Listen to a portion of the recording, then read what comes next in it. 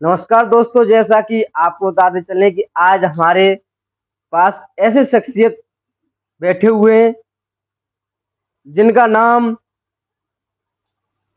उत्तर प्रदेश से लेकर कई प्रदेशों में चर्चा में बना हुआ है और इनका नाम है धर्मवीर सिंह राय। कहीं न कहीं नाम में ही ऐसा शब्द है, ऐसा उदाहरण है कि राय कई रास्ताओं को देखने वाला, कई रास्ताओं को दिखाने वाला राय शब्द पड़ता है। तो कई सारे ऐसे समाज सेवी हुए और इनका एक फाउंडेशन भी चलता है। कहीं न कहीं इनका फाउंडेशन का नाम है संवेदना फाउंडेशन।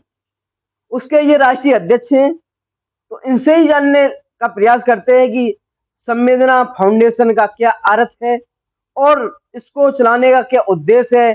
कहीं न कहीं संगठन, कई सारे ऐसे संगठन समितियाँ देश विदेशों में चल रही हैं। आप भी जानते हैं, हम भी जानते हैं क्या उनका काम है, क्या कर रही हैं, कहीं न कहीं उनके पीछे क्या हो रहा है, सब जानते हैं लोग। आइए उनके राष्ट्र संवेदना फाउंडेशन के राष्ट्रीय अध्यक्ष धर्मवीर सिंह राय जी से आपसे रूबरू होने का प्रयास कराते हैं और मेरे सामने बैठे धर्मवीर सिंह राय से उनकी पूरी जीवन कहानी को आपके सामने रखने का प्रयास करते हैं।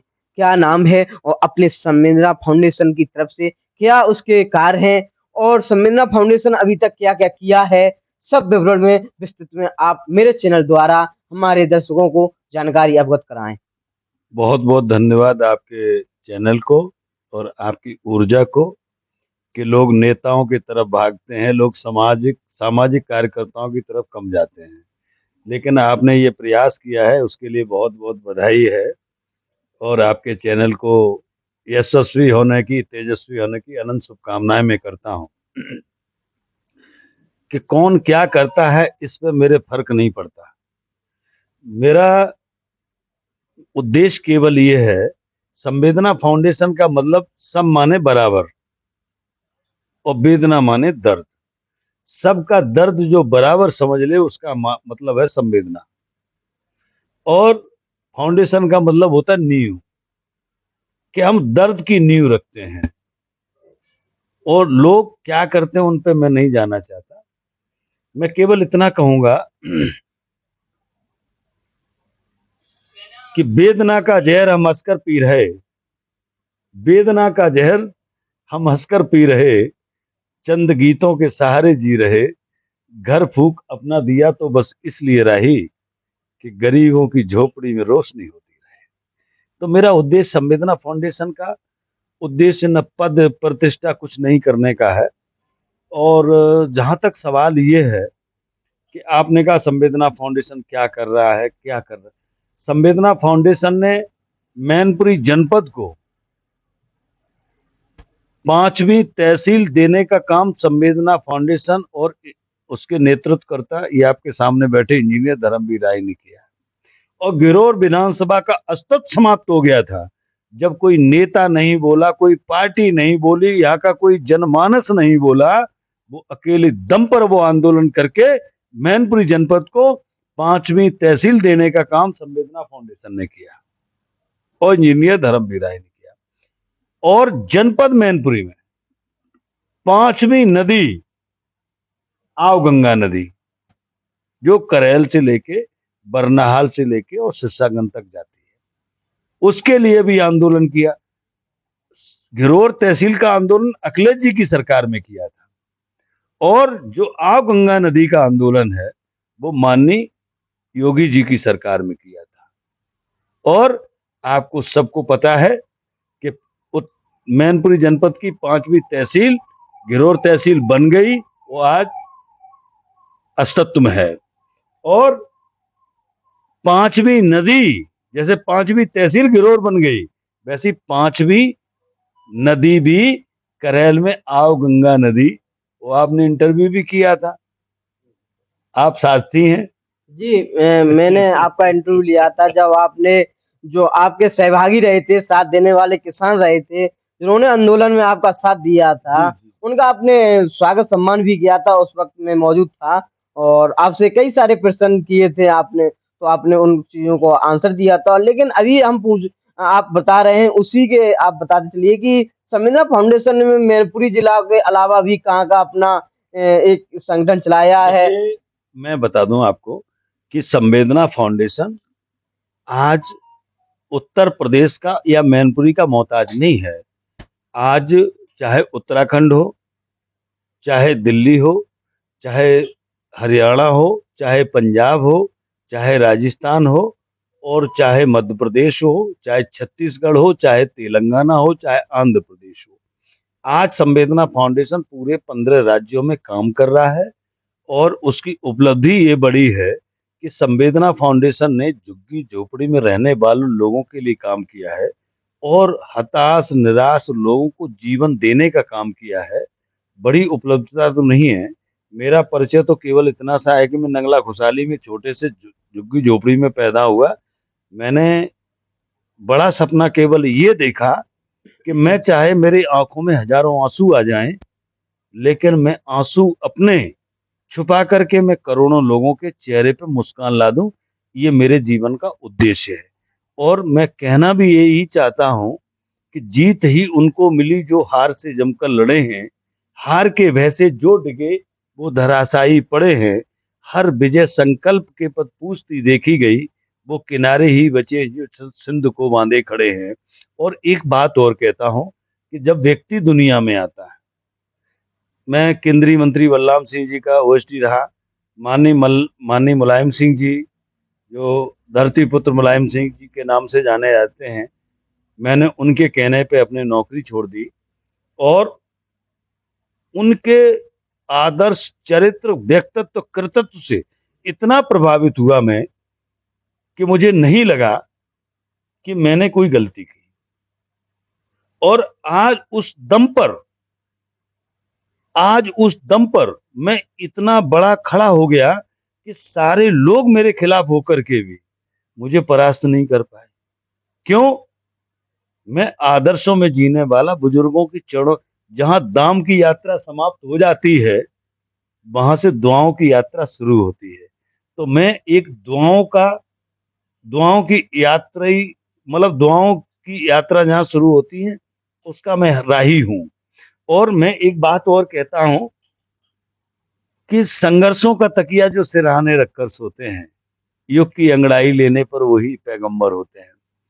मुझे जीवन में, मुझे नहीं पता कि मेरी सांस, मेरे पूरे जीवन का मूल उद्देश्य ये है कि मैं अपने जीवन में कब मरूं और कब न मरूं मुझे पता नहीं। ये सांस अंदर गई है, वापस आएगी कि नहीं आएगी मुझे पता नहीं।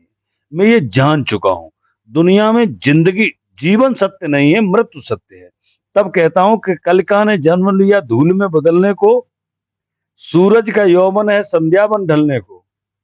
इन सांसों का क्या पता कब लौटे या न लौटे, सांसें हैं हमेशा मृत्यु की गोदी में पलने को। और आपके चैनल के माध्यम से इस देश के सारे धन्ना सेठों को, उन चोर लुटेरों को मैं कहना चाहता हूं कि जीवन ऐसा जियो कि 4 करोड़ के आदमी हो तुम, लेकिन शमशान की यात्रा कोई 4 गरीबों के कंधे आपको पूरी कराएंगे। क्योंकि कोई भी जब दुनिया से जाएगा तो 4 कंधों पे जाएगा, 4 करोड़ उसको नहीं लेके जाएंगे। मेरे बाप ने मुझे सिखाया, मेरे माँ बाप ने मुझे शिक्षा में केवल एक बात सिखाई कि बेटा, कि दीन दुखी को देख नेत्र जिनके गीले हो जाते हैं, मानवता के दर्पण में वो और भी चमकीले हो जाते हैं। और मैं तो काहे पनघट ने जो घट भरे, मरगट दीन रीत, और काहे की तेरी हार है काहे की तेरी जीत। मेरे जीवन का तो पता ही नहीं। मैं जीवन में वर्तमान में हमेशा सच के साथ जिया हूं और आज के लिए जो कल का तो मुझे पता ही नहीं। और अगली पंक्ति से इस चैनल के माध्यम से कहता हूं कि जो सुधी श्रोता हैं, प्रबुद्ध हैं, चाहे घिरोर तहसील आंदोलन रहा हो, 28 दिन में जीता, किसी की औकात नहीं है। 51 कुंडी यज्ञ महर्षि चमर ऋषि की पावन तपोभूमि पर मैंने कराई। महर्षि मारकंडे की तपोभूमि पर जो विश्व के संत हैं, मार्कंडे पुराण जिनका है, उन पर हमने 51 कुंड कराने का मुझे श्रेय मिला। कराने वाले तो वही थे, मैं कोई नहीं हूं। ये सौभाग्य मुझे मिला और पिताजी के नाम पर अपने गांव में कॉलेज की स्थापना की ताकि बच्चे शिक्षा अर्जित कर सकें। तो मैं केवल ये चाहता हूं कि आखिरी वक्त जब मेरा आए तब मैं कहता हूं इस पंक्ति को, ये पंक्ति सभी लोगों को समझ लीजिए कि उनके जीवन में ये पंक्ति आनी है कि ये घर तो छोड़ना है, इसे झाड़ कर चलो। चाहे शरीर रूपी घर हो, चाहे महलों वाला घर हो, कि ये घर तो छोड़ना है, इसे झाड़ कर चलो, दहरी की हर धमक को पुचकार कर चलो।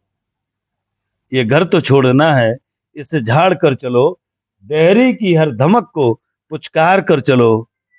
पुरखों ने जो तुम्हें दिया दामन दुलार का, मत उस दामन को तुम फाड़ कर चलो।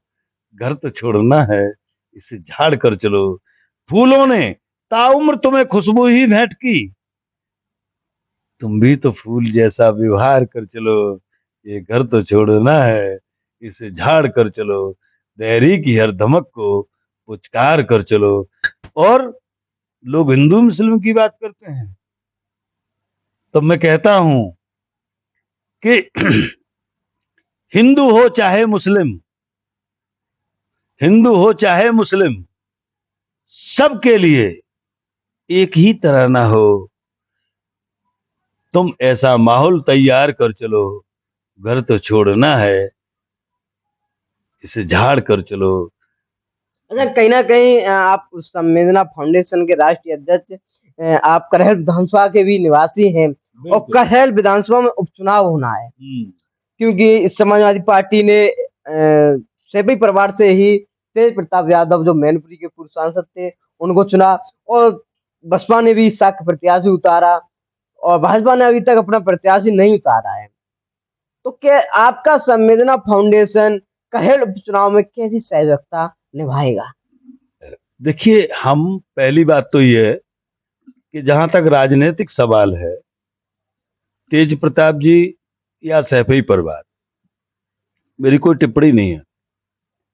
आप सारे मीडिया वालों को मालूम है कि बहुजन समाज पार्टी ने सबसे पहले मुझे टिकट देने का प्रयास किया था, तो मैं पंजाब चला गया। क्यों? कि हम जैसे गरीब लोग, साधनहीन लोग चुनाव नहीं लड़ सकते। हमारा उद्देश्य केवल ये कि सामाजिक क्रांति जब आती है, समाजवादी पार्टी अब पूरी तरह अवसरवादी पार्टी है और भारतीय जनता पार्टी जो अहंकारवादी पार्टी है। समाजवादी पार्टी सामंतवादी पार्टी है। नेताजी ने सामंतवाद के खिलाफ समाजवाद की स्थापना की थी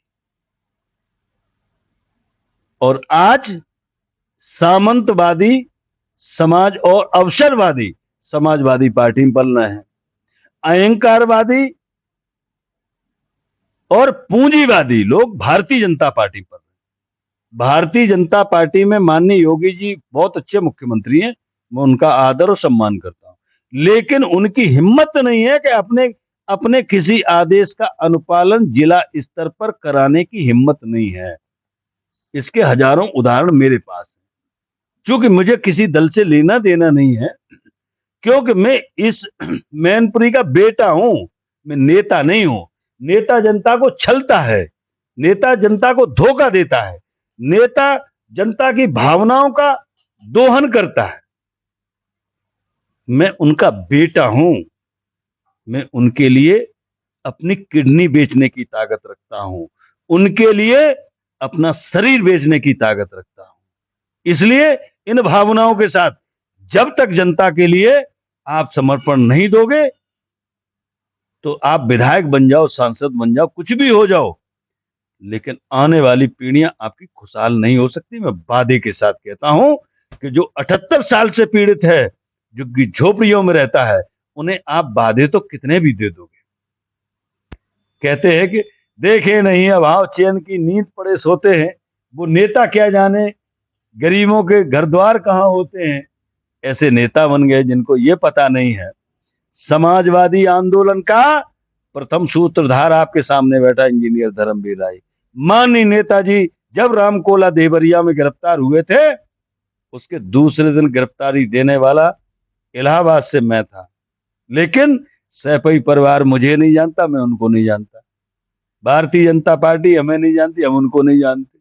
हमने जनता से एक आह्वान किया, संवेदना फाउंडेशन का मिशन शुरू हुआ है कि मतदाता अभियान बढ़ाओ, मतदाता प्रतिशत बढ़ाओ। चूंकि मैं निर्वाचन आयोग से स्वीप कोऑर्डिनेटर भी हूं, इसलिए अब मैं जन जागरण करूंगा, जनताओं की समस्याएं सुनूंगा। वोट किसको किन्हें देना है वो जनता जाने, प्रतिनिधि कैसा चुनना है वो उनका निर्णय करना है। मैं किसी पार्टी का नहीं हूं, मैं एक उत्तर प्रदेश की 25 करोड़ आबादी का हिस्सा हूं, मैनपुरी की 23 लाख आबादी का हिस्सा हूं और हिंदुस्तान की 140 करोड़ आबादी का हिस्सा हूं।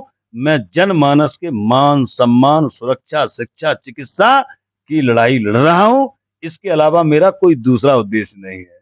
अच्छा, नजदीक में ही दीपावली आ रही है, तो क्या कहना चाहते हैं हम संवेदना फाउंडेशन की तरफ से क्षेत्रीय वासियों को, देशवासियों को, प्रदेशवासियों को आपकी तरफ से क्या बधाई है? बधाई क्या है, उन गरीबों के घरों में तो अंधेरों का बसेरा है, उन गरीबों के घरों में तो अंधेरों का बसेरा है। चैन तो बस नेताओं और बड़े लोगों के घर में बसेरा है। हमारा तो उन गरीब झुग्गी झोपड़ी वालों के लिए केवल इतना ही है कि अपने बच्चों को पढ़ाओ, शिक्षित बनाओ, स्वस्थ रहो।